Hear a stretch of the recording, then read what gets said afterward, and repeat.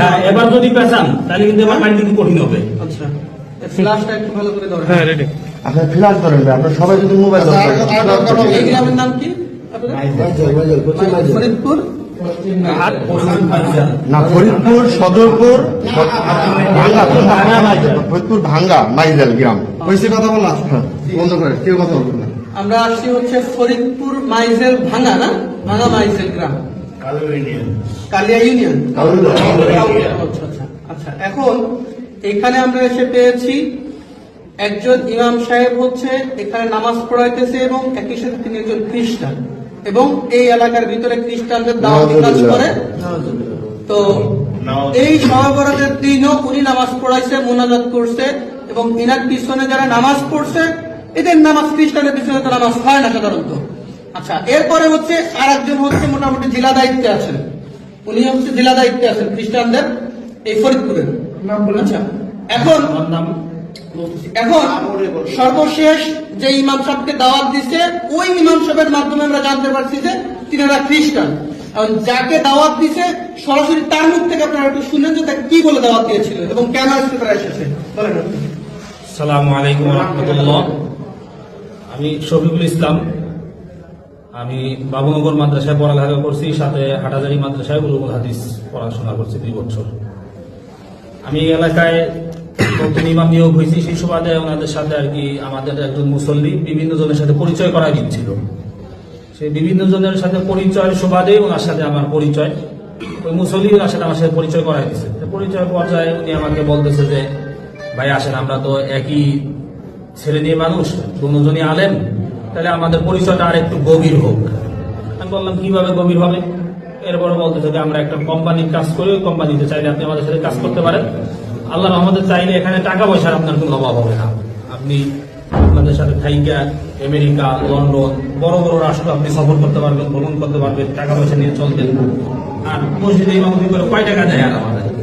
বললাম যে ঠিক আছে, বলতে দিনের দাওয়াত, এই দিনের দাওয়াত করে টাকা পাওয়া যায়, এটা এমন কি দিনের দাওয়াত বলেন আমাকে বিস্তারিত বুঝলেন। উনি বলতেছে কয় সব নবীর কথাই তো কোরআন শরীফে আছে, আমরা শুধু করি ঈসা নবীর দাওয়াতটা আমরা বেশি দিই, অন্য কোনো নবীর আমরা দাওয়াত দিই না, আর আমরা তাকেই মানি। আমি বুঝতে পারলাম যে এখানে আসলে উনি খ্রিস্টান মিশনারিদের একটা কাজ চক্রান্ত, যার কারণে আমাকে আস্তে আস্তে আস্তে আস্তে আমার লাইনে আনার পর্যায়ে এক পর্যায়ে গত পরশুদিন ফোনে আমার সাথে বলতেছিল যে কোরআনের মধ্যে মুহাম্মদের নাম আর কয় জায়গায় আছে, তার থেকে আমাদের ঈসা আলাইহিস সালামের নাম, মাসিহা ঈসার নাম আরো বেশি জায়গায় আছে, এরকম বলতেছে। পরে আমি গতকালকে সর্বশেষ জিজ্ঞাসা করি যে ভাই আমার তাহলে উনি আমাকে অনেকদিন ধরে বাড়াবাড়ি করতেছিল যে আমাকে কি দিবে, ওই তরিকা দিবে, কিছু কিতাবাদি আমাকে দেওয়ার কথা ছিল, কিন্তু তরিকা না দেওয়ার কারণে কিতাবাদি উনি আমাকে দিচ্ছে না। বলতেছে তরিকা যদি আপনি নেন তাহলে আপনি কিতাবগুলি আমাদের থেকে নিতে পারবেন, এছাড়া তরিকা না নিলে আপনি আমাদের কোনো কিতাব পাবেন না। বললাম যে তাহলে কি করতে হবে? আপনাকে আগে তরিকা নিতে হবে। তরিকা কিভাবে নিব? এই তরিকা নেওয়ার জন্যই আজকে আমার এখানে আসা। যাওয়ার কথা ছিল প্রথমে ফরিদপুর, কিন্তু আমি ফরিদপুর যখন যাচ্ছিলাম না তখন এখানে আসলাম। এখানে এসে আজকে আমাদের কার্যক্রম যেটা ছিল সেটা হচ্ছিল যে উনি আর আমি দুজন মিলে প্রোগ্রাম যেটা ছিল সেটা হচ্ছিল কি আমরা দুইজন একসাথে নদীতে নামবো, উনি আমার মাথার উপরে এইভাবে হাত দিবে, হাত দিয়ে বলবে যে আপনি কি মাসিহা ঈসাকে একমাত্র মুক্তিদাতা হিসেবে মেনে নিলেন এবং এই ধর্মের উপর কি আপনি থাকার জন্য প্রস্তুত? আমি তখন বলবো যে হ্যাঁ। বলার পরে উনি আমার মাথা ধরে চাপ দিবে, আমি পানিতে ডুব দেবো, এরকম নাকি 3 বার করা হবে। এই বিষয়ে গতকাল আমার সাথে কথা হয় ফোনে, এই ফোন রেকর্ডটা আমার কাছে আছে, চাইলে আপনারা কেউ ডকুমেন্টস হিসেবে এটা শুনতেও পারেন। এই হিসাবে আজকে আমার এখানে আসা। ওনাদের গত 1 তারিখে ঢাকা একটা প্রোগ্রাম হওয়ার কথা ছিল, হয়েছেও সেটা। আমাকে উনি যেটা বলছে যে এখানে নাকি শত শত আলেম নাকি থাকে উপস্থিত, যারা বাংলাদেশের বিভিন্ন প্রান্তে মসজিদ মাদ্রাসার খেদমতে আছে। আমার সাথে ওনার সাথে ভিডিওতে কথা হয়েছে, ওইখানে আমাকে পরিচয় করা দিচ্ছে একজন আলেম যে সে নাকি মিশর আল আজহার বিশ্ববিদ্যালয় থেকে নাকি পড়ালেখা করে আসছে। উনি আমাকে যখন পরিচয় করা যায় তখন উনি এখান থেকে বলতেছে কাইফা হাল, আমিও এদিক থেকে বললাম যে কাইফা হাল ইয়া আখি আলহামদুলিল্লাহ এরকম বললাম। এরপরে দেখুন আমার বাংলা বলতেছে, বুঝলাম যে উনি মিশর থেকে পড়ালেখা করে যদিও আসে নাকি সত্য না মিথ্যা আল্লাহ জানে, তবে উনি আর কি আরবি কিছু পারে। তো এইভাবে করে আর কি কথা বিষয়গুলো আগাচ্ছিল। পরে আমি আমাদের ভাইদের সাথে, আমাদের মোনাওয়ার ভাই, তারপর ওই পাশে যে একটা মোনাওয়ার ভাইয়ের মাদ্রাসা আছে, মাদ্রাসার শিক্ষক উস্তাদ সবার সাথে আমি পরামর্শ করি বিষয়টা নিয়ে, যে ভাই কিভাবে কি করা যায়, কোনটা আমাকে বাকি দিক নির্দেশনা দেয় যে আপনি এইভাবে করে আগান, তাহলে আশা করা যায় আমরা আমাদের বড় একটা গ্রুপকে ইমানদের হেফাজত করতে পারবো। এই হচ্ছে আমাদের আজকের বিষয় আর কি। তো বাদ বাকি কথা তাই আশা করি স্বীকার করতে হবে এই জন্যই, কারণ ওনার সকল প্রকারের ডকুমেন্টস আমাদের কাছে অলরেডি আছে, আমার কাছে আছে। এই যে কিতাবগুলি দেখতেছেন, এই কিতাবগুলো উনি আমাকে আগে অনেকবার বলছে যে কিতাবগুলো আমার কাছে আছে, কিন্তু দিবে না কেন? তরিকা না হলে নাকি কিতাব দিতে পারবে না। এই জন্য গতকাল আমি আসছিলাম ওনার মসজিদ, আইসা আমি মসজিদ থেকে ওনার কিতাবগুলো আমাকে দেখায় নাই, কিন্তু আমি সিস্টেম করে আমি দেখছি কিতাবগুলো, আমি দেখে গেছি। এই কিতাব আর তরিকা এই দুটো নেওয়ার জন্য আজকে মূলত এখানে আসা। তো আমি আপনাদের কাছে আবেদন করবো যে টাকা, হ্যাঁ কিছু টাকাও দেওয়ার কথা ছিল। আমার সাথে ওনাদের একজন আছে, আলেম আছে, যে কুমিল্লা আছে, মুফতি আকিদুল ইসলাম, কুমিল্লা দাউদকান্দিতে আছে, একটা মসজিদের ইমামতি করে, সাথে একটা দাখিল মাদ্রাসা উনি শিক্ষকতা করে। তো ওনার সাথে আমার সাথে গতকালকে কথা হয়েছে প্রায় 20 মিনিট এই হোয়াটসঅ্যাপে, এটাও আমার কাছে কল রেকর্ড আছে। ওই আমাকে আগে বলছিল গোপালগঞ্জ, কিন্তু উনি তো মাত্র স্বীকার গেল যে আকিদুলের বাড়ি নাকি বাগেরহাট, এরকম আমাকে বলছিল গোপালগঞ্জ, কিন্তু মাইক দেওয়ার ভয়ে হয়তো উনি কি করছে, এখন হয়তো সত্যটা বলতেছে, বাংলা আগে সত্যটা বলছে, এটা বলছে বলছে আকিদুল নাকি এই মাসে 10 জন মুসলমানকে খ্রিস্টান করে ওইখানে নিয়ে আসছে। উনি বলছেন আমাকে যে আকিদুল একজন ইমাম সাহেব, সে 10 জন খ্রিস্টানকে আর কি মুসলমান যারা খ্রিস্টান হয়েছে গত এই 1 তারিখের সেমিনারে উনি নিয়ে আসছে। সেমিনারে আমার যাওয়ার কথা ছিল, কিভাবে যাইতে হবে, কিভাবে সবাই ইমাম, হ্যাঁ সেও একজন দাউদের একজন ইমাম, তারা ইমাম কিনা এই ব্যাপারে আমি এটা জিজ্ঞাসা করিনি, এটা কি বলেন, তারা কি বলে বাকি সবাই ইমাম। আচ্ছা আচ্ছা, এখন হলো এই ভদ্রলোক হলো খ্রিস্টান হয়েছে, এবং ইনি শুধু খ্রিস্টান না, ইনার তো আসলে একটা অলরেডি কবরে চলেই গেছে। তো ইনি এখন এই গ্রামে দাওয়াতি কাজ করে, এই মসজিদের ইমাম সাহেব, এবং এই অঞ্চলে উনি খ্রিস্টানদের দাওয়াতি কাজ করেন। এখন আপনার নাম হলো, আপনার নামটা বলেন। হাবিবুল্লাহ বাহারি, একটু জোরে বলেন। আচ্ছা, প্রথমে পরিচয় দিয়েছিলেন কি? মাওলানা মুফতি হাবিবুল্লাহ বাহারি। পরিচয় উনি প্রথমে দিছে, ওনার নাম হচ্ছে মাওলানা মুফতি হাবিবুল্লাহ বাহারি। এরপরে বলছে উনি ফাজিল শেষ করছে কনিয়ালিয়া থেকে দিগনগর থেকে ফাজিল শেষ করছে, আবার মাওলানা মুফতি শেষ করছে। পরবর্তীতে কিছু সময় পরে আবার স্বীকার করছে না মাওলানা মুফতি হয় নাই। তারপরে এই মাওলানা মুফতির টাইটেল পরিচয় ব্যবহার করে সাধারণ মুসলমানদেরকে ধোঁকা দিচ্ছে যে আমি একজন মাওলানা মুফতি সাহেব যদি খ্রিস্টান হই, তোমাদের খ্রিস্টান হতে সমস্যা কি, বা ইসাই তরিকা গ্রহণ করতে সমস্যা কি? আচ্ছা, এখন আপনার গ্রামের বাড়ি হলো কোথায়? মানিহার গ্রাম, থানা জেলা গোপালগঞ্জ, থানা গোপালগঞ্জ, মানিহার গ্রাম। আচ্ছা, আপনার ছেলে সন্তান কয়জন? আচ্ছা, আপনি এ পর্যন্ত দাওয়াত দিয়ে আকিদুল্লাহ খ্রিস্টান বানাইছেন? আচ্ছা, শুধু আকিদুল্লাহ, আর তারপর আর কাউকে দাওয়াত দিয়েছেন? আর এনাকে দাওয়াত দিয়েছেন? কিন্তু আপনি আমাকে বলছেন যে আপনার অধীনে অলরেডি 5 জন খ্রিস্টান আছে। ওনার অধীনে আরো 5 জন খ্রিস্টান আছে, উনি বলছে, এই রেকর্ড আছে আমাদের কাছে। কিন্তু উনি মিথ্যা কথা বলছে, স্বীকার করছে। উনি বলছে মিথ্যা কথা। তো ওনার এই কথাগুলো আমাদের বের করতে অনেক কষ্ট হয়েছে, জানি না আরো কি পরিমাণ মিথ্যা কথা বা কি পরিমাণ রহস্য ওনার ভিতরে রয়ে গিয়েছে। এরপর আছে ইনি হচ্ছে ইনার গুরু, এবং ইনি হচ্ছে ফরিদপুর জেলার দায়িত্বশীল হচ্ছে এই ভদ্রলোক। এখন এই উপর দিক ক্যামেরার দিকে তাকান। আচ্ছা, আপনার নাম হচ্ছে কি? মাওলানা মুফতি সরোয়ার। জোরে বলেন। জোরে বলেন, মাওলানা মুফতি সরোয়ার। আচ্ছা, মাওলানা মুফতি সরোয়ার, আপনার গ্রাম? আমার গ্রাম বাঁশবাড়িয়া, জঞ্জনিয়া, টঙ্গিপাড়া থানা। দুইজনই তো বাঙালি মানুষ।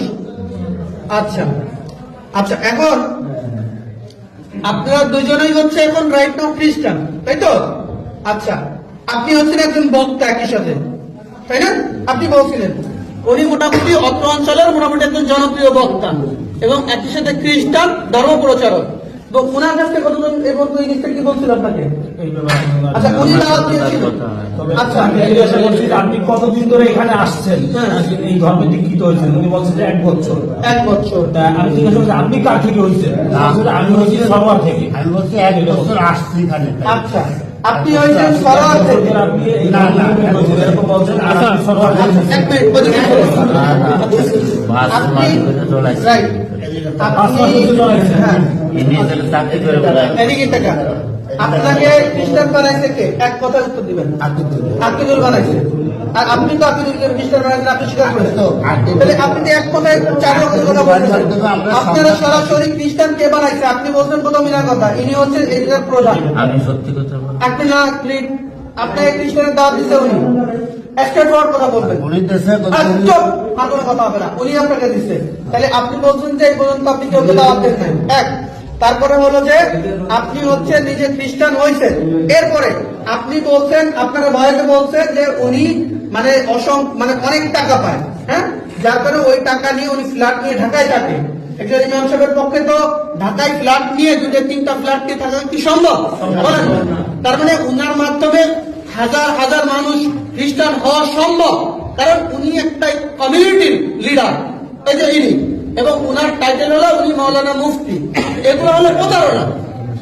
হ্যাঁ, এবার গত মাসে 1 লাখ টাকা কামাইছে, তাই না? তাই বলছে, ভিডিও আছে। আচ্ছা, আর আপনি এক মিনিট, আপনি ওনাকে দাওয়াত দিয়েছেন, স্ট্রেট ফরওয়ার্ড করে বলবেন, ওনাকে দাওয়াত দিয়েছেন। তোমার নিকা চুপ, দাওয়াত দিয়েছেন। ওকে, আপনি বলছেন যে আপনি তোর দাওয়াত দেন নাই। এই একজন পাওয়া গেল আপনাদের খ্রিস্টান, ওই একজন পাওয়া গেল উনি ওনাকে দাওয়াত দিয়েছেন। আচ্ছা, এই হলো, আচ্ছা, এই হলো আমাদের অবস্থা। আর এইরকম অবস্থায় সারা বাংলাদেশে এইরকম অসংখ্য মানুষ পাওয়া যাচ্ছে যারা এই ধরনের প্রতারণা আমাদের মুসলমান কমিউনিটির সাথে করতেছে। ওনারা দুজনে খ্রিস্টান, অথচ ওনারা টুপি দাঁড়িয়ে এখনো ওনাদের লিপস্টিক আছে। তার মানে এটা হলো মূলত আমাদের সাথে প্রতারণা, সাধারণ মুসলমানদের সাথে প্রতারণা। এইভাবে এই দেশটাকে তিলে তিলে এই খ্রিস্টানরা দখল করে ফেলতেছে। আমাদের বান্দরবন, খাগড়াছড়ি, এই সমস্ত জায়গাগুলো আমাদের দিনাজপুর সব জায়গায় একই অবস্থা হয়। তো এই জন্য এই যে ইনাদের আপনাদের কাছে কোনো তথ্য আছে এদের ব্যাপারে? আচ্ছা, যাই হোক, এই হলো অবস্থা আমাদের। তো আমরা ওনাদেরকে পাইছি, এই হলো কিতাব, এই কিতাবের মাধ্যমে, এই কিতাবের নাম দিয়েছে কিতাবুল মুকাদ্দাস, অথচ এই কিতাবের নাম হিন্দুদের মানে খ্রিস্টানদের ধর্মগ্রন্থের নাম হচ্ছে বাইবেল। কি নাম? ওদের নাম হলো বাইবেল। এরা মুসলমানদেরকে প্রতারণা করার জন্য হ্যাঁ? এই যে হচ্ছে ওনাদের মূল ইসার নাম হচ্ছে a translation of the Holy Bible, অর্থাৎ এটা ট্রান্সলেশন অনুবাদ করা হয়েছে হোলি বাইবেল থেকে, অর্থাৎ পবিত্র বাইবেল থেকে। তো অনুবাদ করা হইলে এটা কিতাবুল মুকাদ্দাস ছিল কিভাবে? একই সাথে এই যে মনোগ্রামটা, এটা আমরা কোরআন শরীফে ব্যবহার করি না? তো এইটা ব্যবহার করছে সাধারণ মানুষ, যদি মনে করে এটাও কোরআন শরীফের মতো। হ্যাঁ, এইভাবে এই দেশের মানুষদেরকে প্রতারণা করতেছে, এরকম শত শত বই ওনারা করছে। যাই হোক, এই ছিল আমাদের আজকের বিষয়বস্তু। আসসালামু আলাইকুম ওয়া রাহমাতুল্লাহ। ওই যে হুজুরের একটু স্বীকারোক্তি। আচ্ছা, আমরা দেখেন আলেম সমাজ বেইজ্জতি করা আমাদের উদ্দেশ্য ছিল না। বেইজ্জতি করা কি ছিল না? একজন মানুষ আমার ঘরে কিতাবুল মুকাদ্দাস আছে, বাইবেল আছে, আমি যেহেতু দাওয়াতে ব্যস্ত, আমি পড়াশোনা করি, এই জন্য কেউ তোমাকে খ্রিস্টান বলতে পারে না। এই জন্য মূলত আমরা আসছিলাম কি, কিন্তু যেহেতু তরিকাবন্দি দেয়, যে তরিকাবন্দি দেয় তার ব্যাপারে আসলে খ্রিস্টান না এ কথা বলা যায় না। যে তরিকাবন্দি দেয় সে কি খ্রিস্টান। যে আমার কথা বোঝেন, আপনি মুসলমান নাইলে তারা কিন্তু খতম করে মুসলমান করাতে পারবেন না, আর একজনের কালিমা পড়ে মুসলমান করাইতে পারবেন না, এটা কি না? সম্ভব না। আমরা মূলত এই কথাগুলো বলি এজন্য একটু চাপ সৃষ্টি করি যে আসলে বিষয়টা কি। আমরা ওনাদের কাছে একটু চাপাচাপি করছি যাতে যে আমাদের ভাই দিন শেষে তারা সবাই আগে মহাসন্তান, আর মুসলমান ইমানদার হলে তো কোনো কথা নেই। মোবাইল করে কথা বলবে না, কিছু করে কথা বলবে না, কিছু করে কানে রায় কথা বলবে না। এই জন্য আমরা তাদেরকে জিজ্ঞেস করছিলাম, এই ভাই, আমরা তাদেরকে কি করছিলাম জিজ্ঞেসের পর আমাদের সরোয়ার সাহেব উনি এই যে আমাদের হাবিবুল্লাহ বা হালি সাহেবকে বাইরে করে বাপ্তিস্ম দিয়েছে, তাই তো?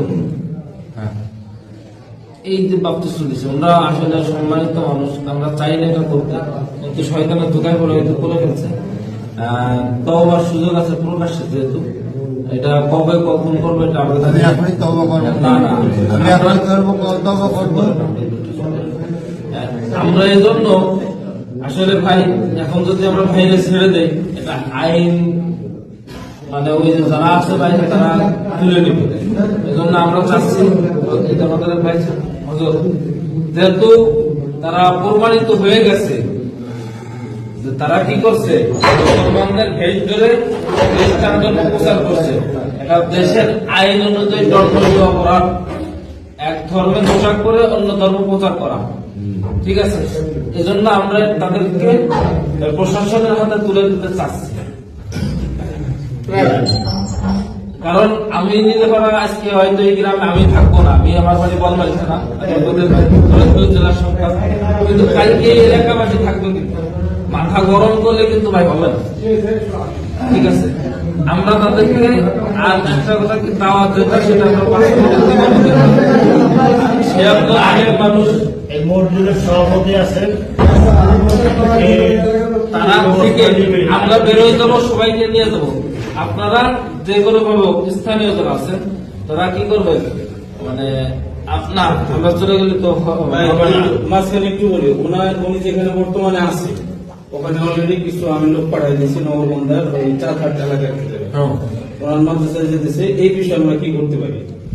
ওই বিষয়ে যদি উনি ফিরে আসে বা ওই ওই এলাকায় কাজে দাওয়াত দিছে কিনা, আসলে তো এগুলো কাজ লং টাইমে করা লং দরকার। টাইম, এই মাদ্রাসার শিক্ষকরা খ্রিস্টান হওয়ার সম্ভাবনা আরো খুব বেশি। এগুলো নিও না। শিক্ষক খ্রিস্টান হওয়ার সম্ভাবনা প্রধান বেশি। শিক্ষক তার মত অনুযায়ী মানুষকে নেয়। হ্যাঁ, আমাদের কালিয়াতে এরকম ঘটনা পাওয়া গেছে যে মাদ্রাসাটা পরিচালনা হচ্ছে খ্রিস্টানদের টাকায়। না, সুতরাং খুব সম্ভাবনা আছে কোন মাদ্রাসার পুরো সিস্টেমটা এই ওনাকে পানি দেন তো একটু। এখন এখন বিষয় হলো যে মাদ্রাসায় আমরা যেতে পারি, এটা একটা হইতে পারে। আর আরেকটা বিষয় হলো চুপ করেন। সভাপতিকে মাদ্রাসা আমি একটু বলছি, সভাপতিকে আমার ভিডিওটা বন্ধ এখন। সভাপতি আপনি না?